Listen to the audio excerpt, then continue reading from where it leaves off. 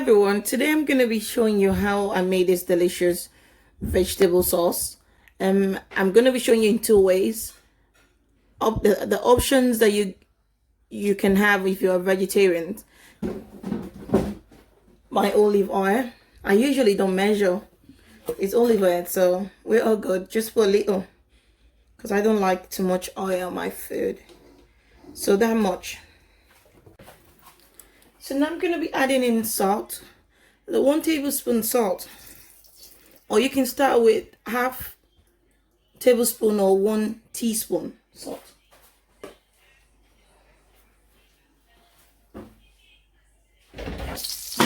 Your onions.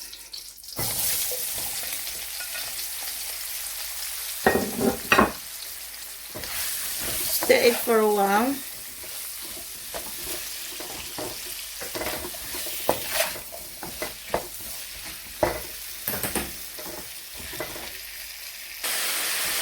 So now the onion now is all fried a bit. So I'm going to be adding in my diced meat.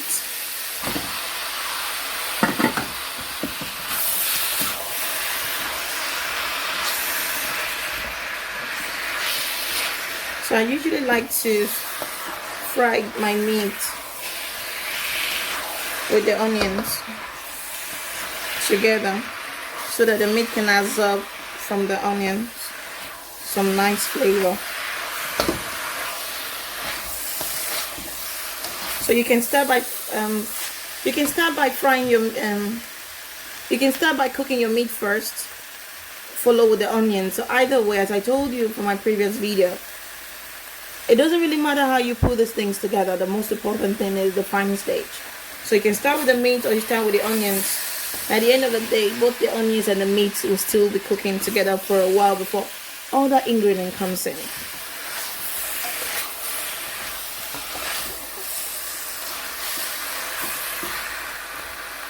So, and also I want the onions to have this type of a tendency, not like looking too fried, but at the same time looking like a cooked onions. So I'm just gonna add half beef stock, half a beef stock, or half mango cube. Then wait for that to steam for a while. So while it's steaming, I'm gonna cover it. So I'm gonna cover it and then reduce the volume of my gas so it cooks with steam. So while I wait for it to cook, I'm going to be adding more ingredient into this, and I'm going to be adding a bit of thyme, just a little sprinkle, and a bit of minced herbs, a little bit of minced herbs, a little sprinkle as well. And I'm going to be adding a 1/4 tablespoon of curry.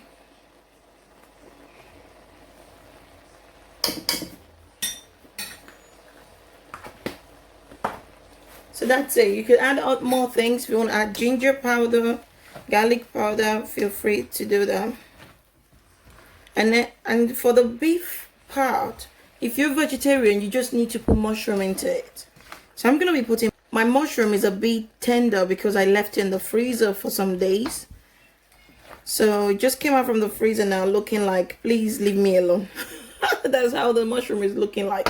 It's looking like, madam, I beg, throw away me. It's looking like throw me away, but I'm going to use it still.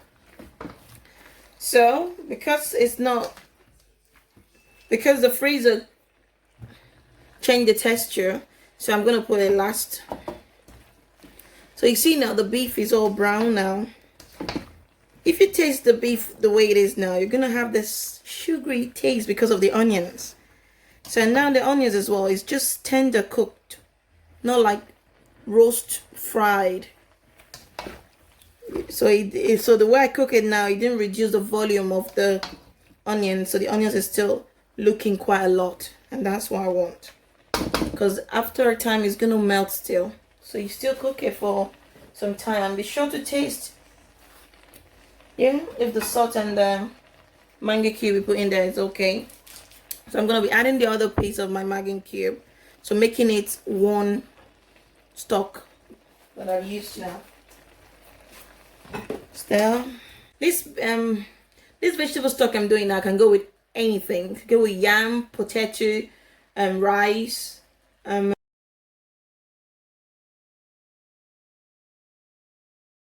Now I'm gonna be adding in all the ingredients.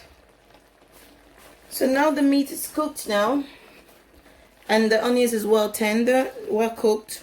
So the stock from this now is from the stock in here is from the beef, and that was what I was looking for as well. So I didn't want to fry the meat to lose the stock. I won't tear the stock. That's why I steamed the meat with the onions.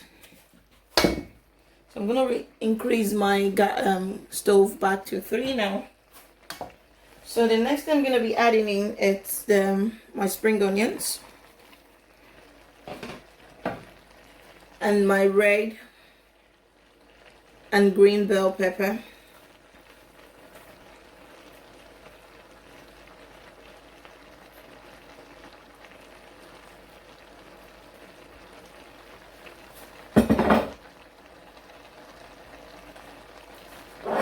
And half tablespoon chili flakes, or 1 teaspoon.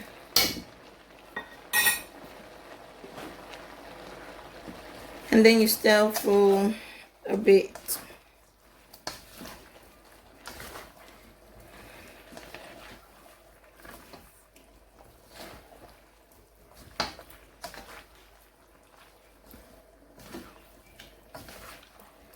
So without forgetting, I'm going to be adding in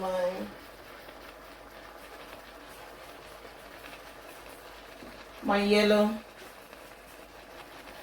bell pepper.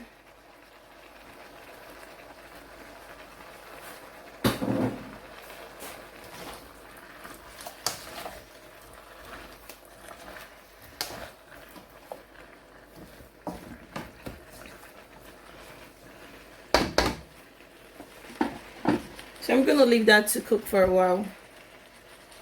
So, but I'm also avoiding to, I'm going to leave this to cook for a while, but not overcook, because I don't want the vegetables to overcook. So now these are all cooked now. So the final bit comes in, not the final, semi-final. Adding my tomatoes. So I'm going to be leaving the amount of ingredient that I used on my description.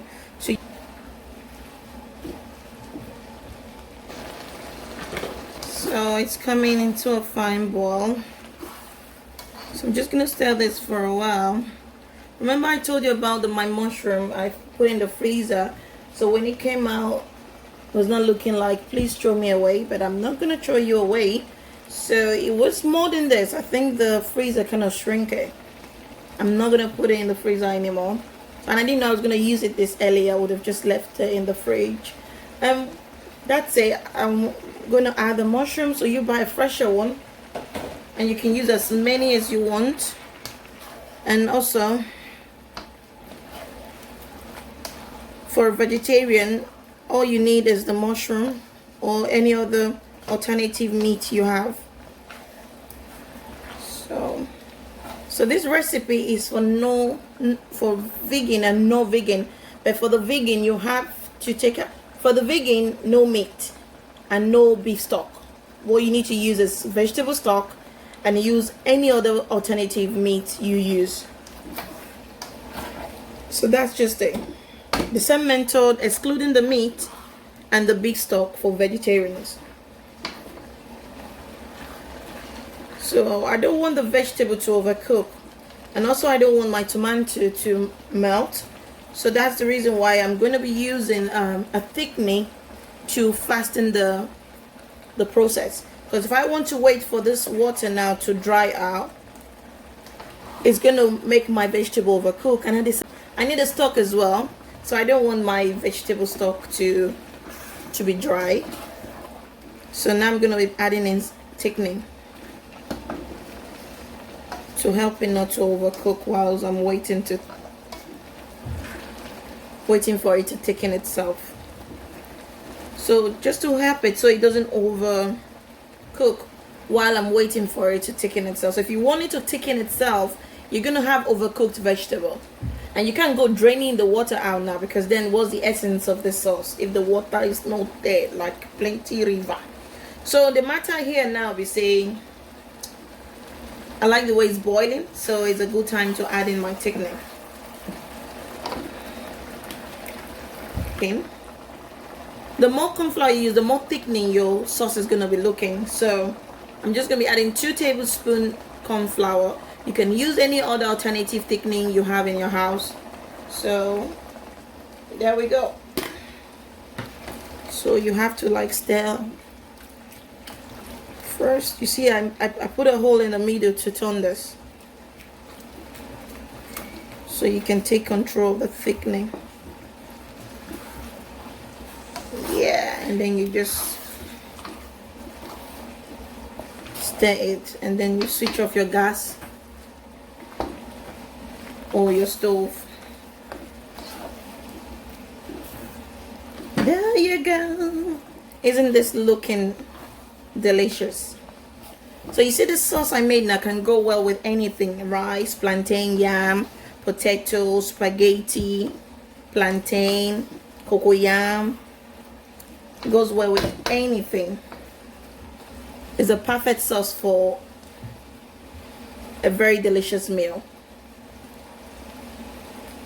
So you can make the sauce for anyone: your visitors, your in-law, your fiance, trying to impress him that you're gonna be a good wife, or you try to impress her that you're gonna make a wonderful husband in the future.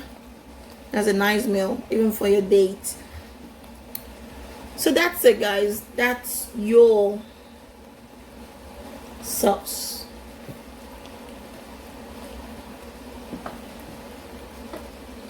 Oh, it's quite heavy. I want to bring it up so you see. So you can add as much as vegetables you want to add. Add different vegetables you like. Add your favorite vegetable. You can even add broccoli in there, spinach. If you want me to make a spinach video of it, spinach. And if you want me to make a video on how I made my spinach sauce, let me know in the comment.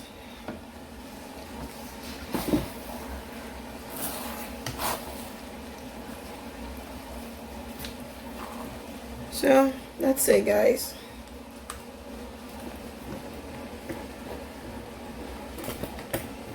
A while, if you're not going to eat it for a while, you can just put everything in the freezer. And that's one reason I didn't want the vegetable to overcook. So when it comes out from the freezer, you let it melt, like you let it defrost by itself, and then you just microwave it. Few minutes, you're good to go. And in that process, it cooked again, but not too overcooked. Bye. Thanks for watching my video. Please don't forget to leave a like, comment, share. Thanks. Bye. Have a blessed, wonderful week ahead of you.